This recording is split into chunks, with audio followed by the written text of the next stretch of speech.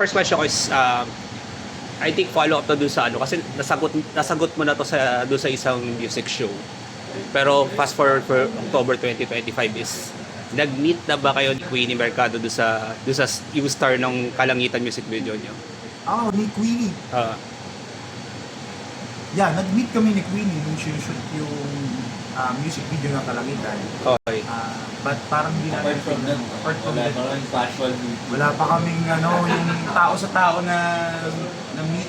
But we can tell na she's a good person. Kasi sobrang gaan yung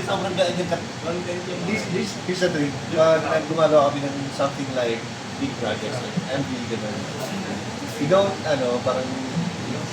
parang hindi mo maiwasan na i-observe yung mga tao na nakatrabaho mo. And Queen is one of the people na sobrang gaan sa trabaho. So, Okay. you get the chance to have a meeting, to catch up, kahit hindi music related. Still related sa MLBB, since gumawa din siya ng isang track for MLPH or MLBB. Yung work relationship niya naman with Flo G sa P9. Yeah, are we talking about the collaboration? Yeah. You have a track with Flo G, your P9. Magkakatrabaho si Kuya Archie and super bilis as in super bilis siyang gumawa ng verses.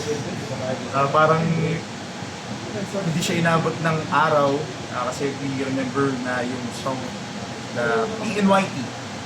We sent it right away, parang evening nung pagkasend namin ng afternoon, nagsend siya ng buong body ng super galing yung Kuya Archie. Super gaangat ko. Okay, and last question is, kasi I'm also covering tech both sa gaming. So, unfortunately, nakikita ko ngayon sa algorithm ko sa YouTube, may pati yung mga local artists ginagawan na ng AI cover. So nung nagsa-search ako sa YouTube, may isang kanta nyo na ginawa ng AI cover. Yung latest na nakita ko, there was an AI cover, heavy metal cover ng Cup of Joe no Multo. So, I want to, as an artist, ano yung magiging reaction nyo on those? Sa amin namang mga artists, yung mga ganung bagay, una, natatawa kami to be honest. Natatawa, na-appreciate namin ng course kasi galing ng na capacity na technology natin ngayon na parang instant. It's one of the things na beyond your culture. And instant. And gumawa ng song or create ng something AI, medyo na. I mean, the moment you parang release something, especially songs, it's not already, hindi mo na pagmamayari na yun. You can do whatever you want. But if we're talking about kung maapektuhan ba yung creativity namin, medyo nervous ba kami kasi baka mag-take over ang AI. I don't think so. Kasi songs, especially songwriting, di ba? Emotion-based yun. And hindi kayang pikiin yung emotions. Siguro the melodies, lyrics, andyan na yan napakadaming pagpupuan, pero yung emotion niya, yun po. Kung magagawa man yun ng AI, baka matagal na pa ng band. So, clarify ko lang, is the band bothered or disappointed, etc. about the possible rise of it? Hindi naman kami nangangamba kasi yun nga, naniniwala kami na mapagkakaiba mo talaga yung AI sa mga totoong tao na tumutugtog, totoong music. So hindi kami nababother, mas nabibilib kami sa nakikita namin kasi nakakamangha.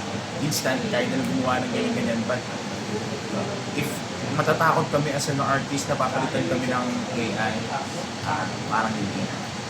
Actually, especially the younger artists, at this stage, gamitin nila siya sa productive na paraan, songwriting, yun. Instead of them being afraid or being intimidated by technology ngayon, diba? Make the most out of it, diba?